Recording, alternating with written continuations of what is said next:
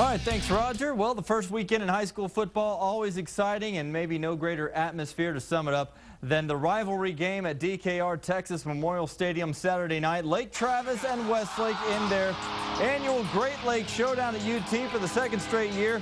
Over 17,000 on hand as the Cavaliers begin their quest for a fifth consecutive title. But trouble off the bat as do-it-all senior Colin Lagasse clutches his arm on the quarterback keeper, hit hard on the left side, and in noticeable pain, taken out with a shoulder injury. He would not return, so first-year varsity backup Baker Mayfield steps in, and just like that, a star is born. The junior with a 22-yard scamper up the middle for the touchdown made it 9-0. They'll have to work on their points after. Meantime, Westlake alternating two quarterbacks, Lewis Gilbo and Blake Fox, who drops it into Chris Irvin, falling over the pylon to make it 9-7. That was their only score, though. Lake Travis looked like a well-oiled machine. Running back Varshawn Nixon, a sophomore, picks his way to the end zone as Lagasse, with his left arm, non-throwing arm, in a sling, watches from the sidelines. No word on the severity of it yet, but Mayfield had everything under control. Hooks up with Cameron Wrinkle for one of his two touchdowns. Mayfield accounted for nearly 300 yards of offense.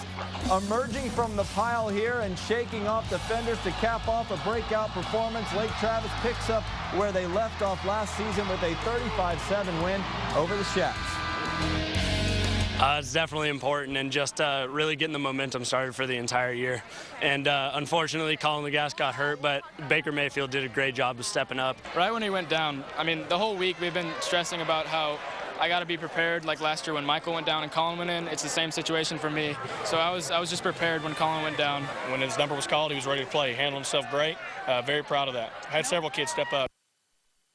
Well, Lake Travis could have their hands full with Hendrickson next week. More on that in a second. Westlake will host Abilene Cooper next. Also on Saturday, Caleb Jones and Austin High going north to Waco High for their opener. Maroons expecting big things from their UT commit, using him in a number of roles, including quarterback out of the Wildcat formation. Takes it in for the touchdown, but they couldn't keep up with Waco running back Darrell Harris. He ran for 327 yards and 6 touchdowns as Austin High falls 52-35. Friday night on KBVO, Westwood and Cedar Park, both with high expectations this year, but the Warriors took advantage of some early miscues by the Timberwolves. Ben Johnson up top to Des Wyatt, the sure-handed son of UT receiver coach Darrell Wyatt, wide open for the score. Cedar Park's returning starter Brian Hogan found the end zone a couple times, rushed for 225 yards.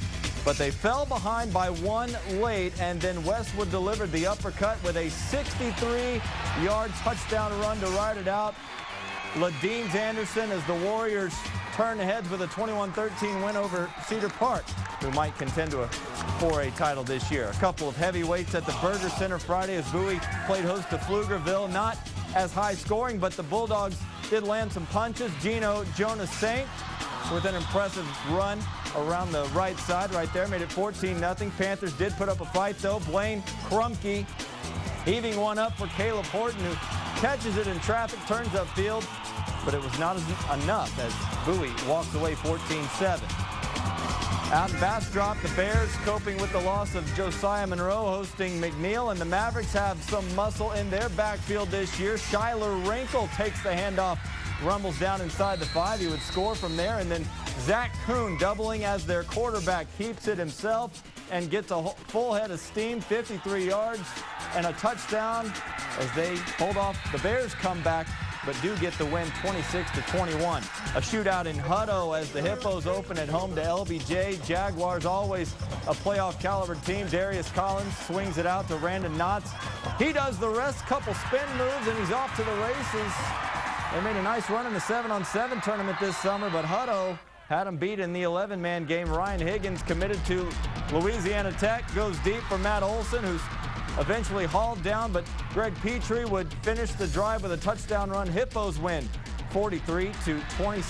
Hendrickson traveled west to Vista Ridge for their opener. Rangers were up 7-0 before the Hawks running back Dajae Johnson went to work. He carried the ball for a whopping 377 yards, including this touchdown run, and then the play that wound up being the difference maker is Cooper Foster is hit at the 1 going in. Trey Mosley pops the ball loose, and Jordan Town scoops it up 99 yards the other way.